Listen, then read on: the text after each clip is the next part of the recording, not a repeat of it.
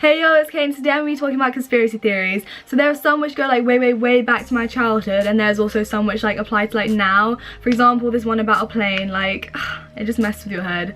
Just keep on watching. The first conspiracy theory I'm going to be talking about is SpongeBob and Krabby Patties.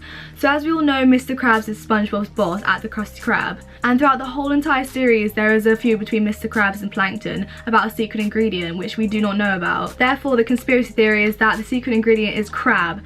Because if you think about it, all foods like on a menu like have like the main like ingredient in the name of the food. So if you think about it, you know, spaghetti bolognese, there is spaghetti and bolognese. And if you think about it, Krabby Patty, crabby, there's crab meat in it, and that's the secret ingredient. So that's what I taste like. So okay, literally the first time I heard this conspiracy theory, I was just like, I'm out. So like honestly, like traveling is like my most favorite thing. Like I'm so hyped to go on holiday, like I just can't wait to get on the plane.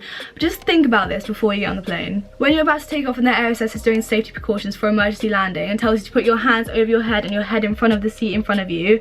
If you think about it, upon impact onto sea or land, your like head will crash into the seat in front of you, break your neck, causing you to instantly die, so you won't be able to sue the airline company for crashing. I know, it freaked me out too. Like honestly, when I first heard that, I was just like, Jesus Christ, they're basically out there to kill us. They're like saying these are safety precautions when they're actually not. They're actually there to kill you. No, they're there to kill you. So this theory is regarding the Mandela effect. So loads of people like swore down that they thought that Mandela died in prison, but he actually didn't, because he died like out of prison, like when he was like much older. So it's kind of the Mandela effect. Like so many people believe that that happened, but it actually didn't. Like their minds, like somewhere like there was retroactive or proactive like memory loss or something.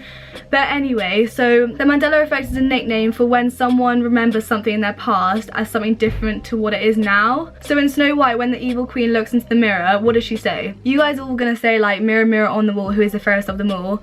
No, that's not what she says. She says, magic mirror on the wall, who is the fairest one of all? Like something must have happened in history to like change that, because literally everyone I've asked said that it was mirror mirror on the wall, but like it is magic mirror on the wall.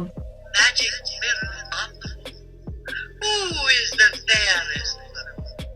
I'm not really into the whole like JFK like assassination theories and like all the 9/11 ones.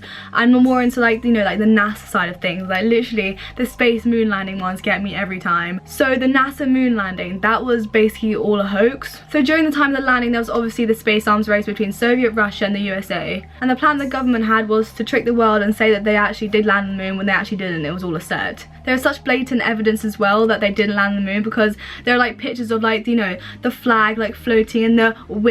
There's no wind in space, so that doesn't make sense at all. Okay, so I'm just going to correct myself at this point because I was being a bit stupid, because basically I found out later was that the flag was already rolled up in space, so they basically had to unroll it, therefore that's why there were bumps in the flag. So I don't know about you guys, but in my generation, I watched Tom and Jerry the whole time. Like, that was my shit. So the theory behind this is that it was Nazi propaganda, because it was released a year after World War II had begun and before America had joined the war. And I think it was American, like, TV show. So German and, like, Americans, they had, like, not an ally, but, like, they were, like, good friends. And in the war, the British troops were nicknamed Tommies and the German troops were nicknamed Jerrys. Tom and Jerry.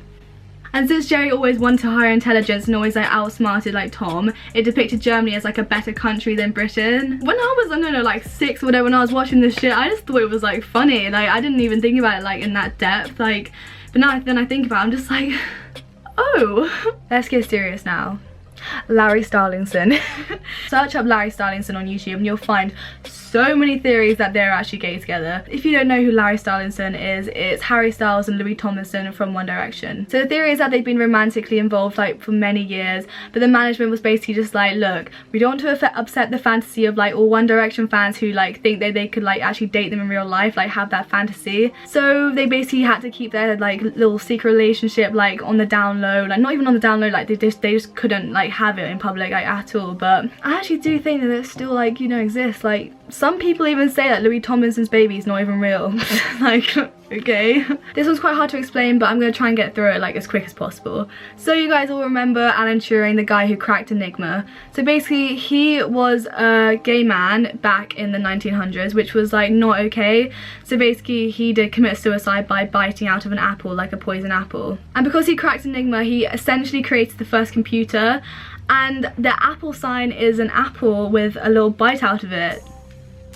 they basically based like the Apple sign on Alan Turing's death because like he was such like, I don't know, like a role model to Apple. I just find that really intriguing because it's just like, it's cool because they kind of like, they thought about it, like they actually thought about the symbol. Like they weren't just like, oh yeah, just put an apple on it. No, they actually thought about like the history of like computers and everything, which is like very smart. Thanks, Steve Jobs.